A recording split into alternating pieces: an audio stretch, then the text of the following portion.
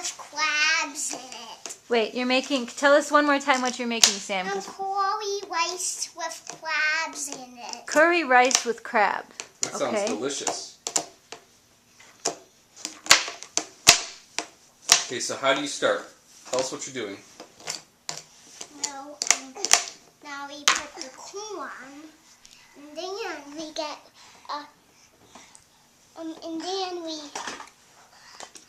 a piece of broccoli. Okay. And chop off the stem, and